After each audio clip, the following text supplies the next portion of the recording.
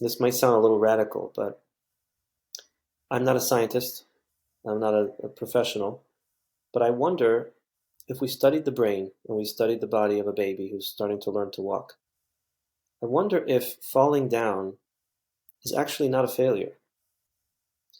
I wonder if every time a baby falls down, their brain is learning more about balance, perception, appropriation, and like all the falling down is how you learn how to walk and how you learn about your body and all of that. And where I take that into addiction is sometimes in the very first conversation that I have with addicts is just this question and this thought, which I learned from people like Gabor Mate and others who presented this idea, which was a complete paradigm shift. There is a tendency, and I don't want to, to get into any specifics of different modalities or whatever it is, right and wrong. There are many different approaches, but there's a tendency to see addiction as some kind of illness or disease or a problem. Right? And there is another way to look at it, which is if addiction a lot of the time is a type of a coping mechanism, coping with whatever it is, and we're dealing usually with someone at a certain age who doesn't know what else to do. So isn't the driving force behind the addiction a healthy part? It's a part that says, you matter. It's a part that says, I'm not giving up on you. I'm not going to let you be in the situation without coping. So it's misguided because what it latched onto and the thing that it found to cope with is very bad, is very not good, is very not healthy. So we have to kind of redirect it. But this is not a sign of something's deeply wrong with you. When you're falling down, it's not just you got to fail a lot of times until you succeed. This is you succeeding. This is you standing up for yourself. When you take a drug, this is you saying something about the situation is not okay. So we don't want to shut down that protective part, but we want to welcome that protective part into the room and say, and this is the issue. This is the often the issue of the resistance in recovery. Because we know in our heart, when you tell an addict, this is a problem that you've got to change, and they agree, they keep relapsing because there's a part of them that says, you're not seeing me, you're not hearing me, and I'm afraid that you're ignoring my messages. My messages to you is I don't feel safe, and I want to feel safe, and I'm seeking safety. And what we need to do is bring that part into the room and say, welcome, thank you for being here, and thank you for being there for me all along. And let's learn healthy ways of coping. Let's encourage that intensity, or let's, whatever you want to call it, whatever the thing is, right? It's not the enemy, right? And it's not, so it's not actually a failure at its core. Yeah, there's a book by Chase Taub called God of Our Understanding, I think. And he describes the addict as the one who is the most spiritually attuned and the most attuned to the reality that we are meant to be connected and we're meant to be in relationship. And in a world that relationships are so often fragmented and disconnected, it is so painful for the sensitive soul to be in that separation that they literally find ways to not feel the separation because it's so painful. Why? Why is it so painful? Because they're so attuned to a higher reality, even more than other people. Their intensity is their greatness. Some people can just be okay with being alone in the world and not having the most deepest, most authentic, most secure attachments and relationships and just go with the flow of that. And some people, we're so attuned to how reality is meant to be and how relationship is meant to be. We can't survive feeling the separation. We can't. So we need to find a way. We either need to stop surviving, which is one option to go. And also, by the way, make sense. I'm sorry, it does. And it's the most painful thing and it's not the right thing. But it makes sense. It is so painful to be in that reality of pain and fracture and separation and from ourselves, from each other, from our parents, from our spouse, from God. We're meant to be in unity. We're meant to be connected. And so it's almost like, when you get a cut and all those nerve endings start running, you have all this pain shooting from that place and all the blood is rushing there. And you're like, blood, stop it. I don't want to bleed so much. Like, why are you all rushing to this area? Go away or stop hurting. Like, if you didn't hurt, that's a problem. I know somebody who has this, like, actually doesn't feel heat and doesn't feel pain in the same way. And it's very, very dangerous because their body will still burn, but they won't know it. And so they won't take care of it. And that shooting of pain actually means that their body's working, that my body's telling me there's something wrong, come fix it.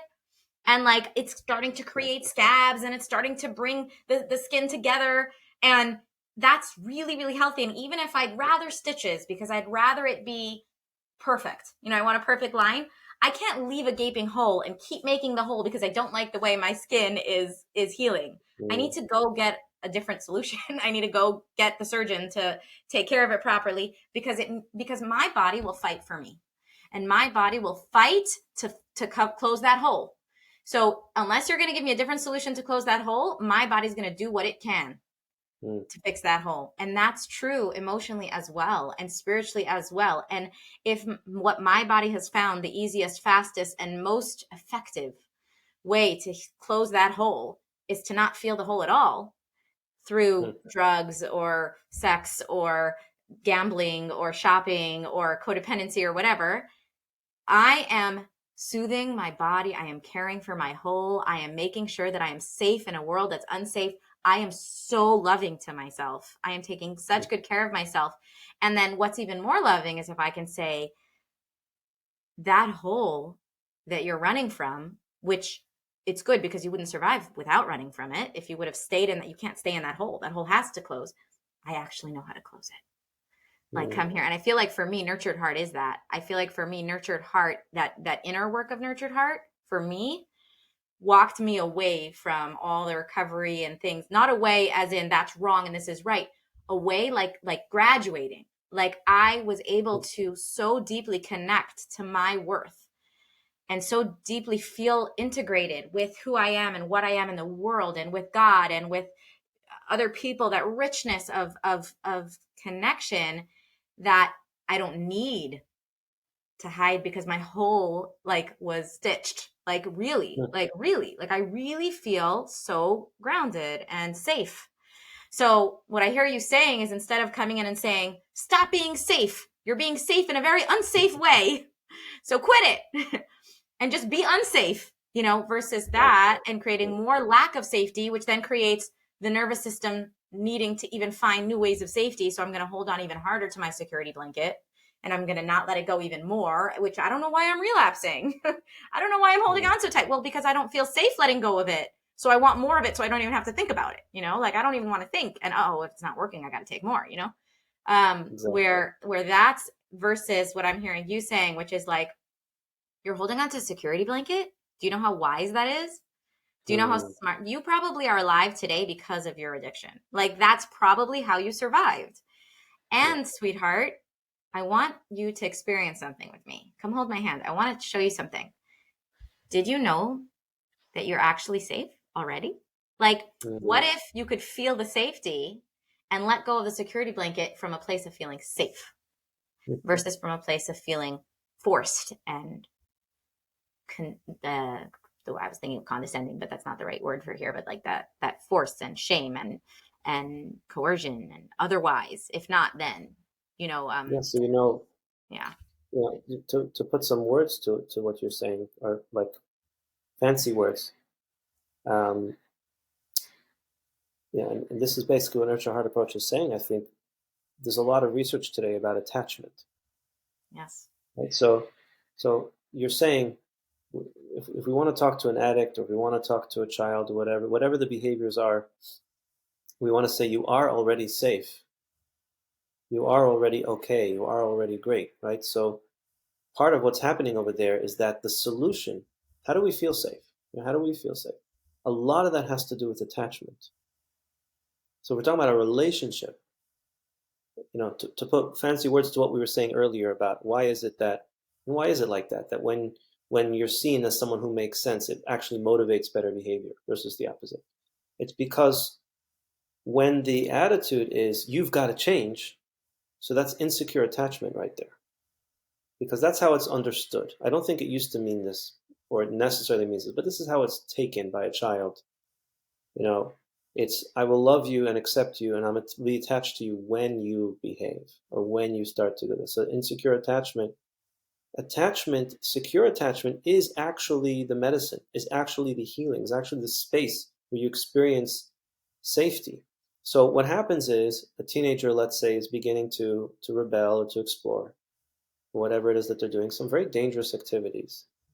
And as Howard talks about at the beginning, right, about saying no to drugs. Right? What's the best way to empower a child to say no to drugs? Right? So he doesn't use this exact language, but the answer is attachment, secure attachment. And that's our best bet.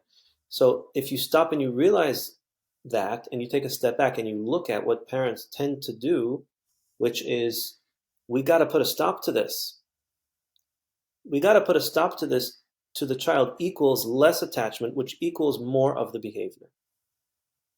So if that's what's driving the behavior, it's almost like, again, it's like giving dollar bills you're literally feeding the addiction when you do that. If the solution is attachment and connection, then what if around the very thing that goes most against your values, is we don't want our children to take drugs or to act out or do these things like that, but what if in that space, while they're doing that, the behavior is not okay, but in that space, you see the child, and we talk about how much they make sense in that very space. That's our best bet at the child experiencing attachment. And in that place of attachment, they're likely to be able to let go of their safety-seeking mechanism because they're safe. So if we're in a role that we can influence that person, that's our best bet. I think it's such a big part of why Nurtured Heart is so powerful, because there is a piece of, but the behavior is dangerous. The behavior is not okay. There are rules, but I have values, but I don't want this in my house. Like, I need to love my kid unconditionally, but I don't want them to smoke this in my house. I don't want my little kids to see this. And like, the thing that Nurtured Heart doesn't get rid of is clarity.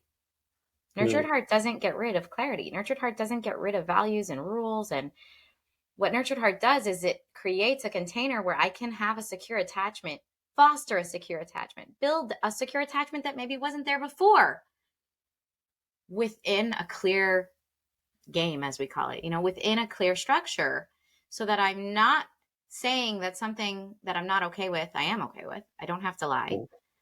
I'm completely clear, and I'm completely in acceptance of you. Not only am I in acceptance of you, but actually, I already see you taking those baby steps.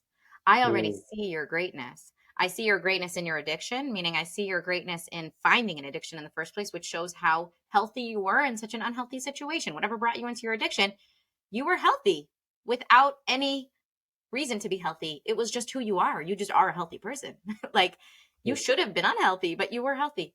And then with whatever it is, you're coming clean. You're asking me. You're honest. You're not hiding. You've taken a step. You've tried. You've done less. You're spending more time with it. Like the things that aren't connected to addiction. You're spending more time playing music. You're spending more time doing healthy self-care. I noticed you showered. Like, those are things that are really loving to yourself. You're really giving yourself a chance. You're really giving yourself the firsthand experience that you are worthy of love. Like, I see you, and you feel seen. We're able to have that secure attachment without having to ignore the negative behavior, without having to ignore and say, I love you no matter, like, here, let me, we can keep our rules. It's really about telling the truth. It is about telling the truth. And with regards to the boundaries with a husband and a wife, for example, in a marriage relationship, it's really about telling the truth. So, if you're being pressured into doing something, how do you tell the truth about that? You say yes if you really are willing, and you say no if you're really not willing. Like, you just tell the truth about that. And then that comes from a place of secure attachment of, it frees up all the energy, because we're free to push each other to do things, and we're free to say yes or to say no. There's a So trust in doing something dangerous like saying no. There's a yeah, trust in saying, because if I say yes when I mean no, there's a sense of fear that I have that you somehow or we somehow will be weaker if I exactly. don't cushion it and if I don't protect you. But if I don't have to protect you from the no, that's how much I trust you. Yesterday in the store, I know you had something to say. Yesterday in the store, we were passing something and my son said, "Can I have this?" And I said, "No." Just like that. No explanation. Mm, "Oh, I'm so sorry." Nothing. I just said no. And a lady in the store looked at me and she smiled. Like she was like taken aback mm, by my no. And because I said it with a smile on my face, I wasn't yelling. I was just like, "No." And then I turned to him right away and I said, "Thank you for not fussing and getting all angry at me when I said no." mm, And the lady mm, like smiled so big, but like he was asking a question and I answered the question. There is complete trust yeah. in both sides of us, you know? Mm. And you didn't panic. Yeah, I didn't show any fear You because when didn't I panic show because fear, yeah. yeah, go ahead. No, it's just you didn't panic because you're not taking on the role of I have to show up in a way that controls outcomes, that I have to make sure my child, it's not fear, panic, control. It's more a relationship. And in a relationship, we trust each other and we tell the truth. We each have our own boundaries, and it's a beautiful thing. Before we close, if you could wrap up something you would want someone out there who's struggling with maybe addiction or a child with addiction, struggling with a marriage with addiction, if there was, one thing you would want to end with, close with, what would you share? Yeah. So, from my own, thank you. So from my own experiences, and this gets proven over and over again. Anyone out there, anyone is in a space where you feel stuck, where you feel like, I'm stuck. Whether it's experiencing like I'm stuck in a victim situation, I'm being victimized, or I'm stuck with my own behaviors that I can't change. So like I think the nurture heart approach and everything, like everything and everyone is asking us to be open to the question of what's possible if I can really believe that I don't have to be stuck. Like what's possible? How can I break free from that? So that's number one, like to know that it's possible. And number two is to seek out. The nurture heart approach teaches us that the best way we're going to break free is by embracing our greatness and other people's greatness and what's right with us and with the world. And I think we all kind of know that intuitively, but we're almost afraid to do it, to do something bad. And if you're hearing this, if this gives you permission to lean into that and to know that it's possible and to know that you can embrace your own greatness, and from that greatness it can continue to shine and spill into other areas, and then it becomes technical. This behavior, that behavior, this issue, that issue. That would be my message, and to seek out people who are nurturing, who are encouraging.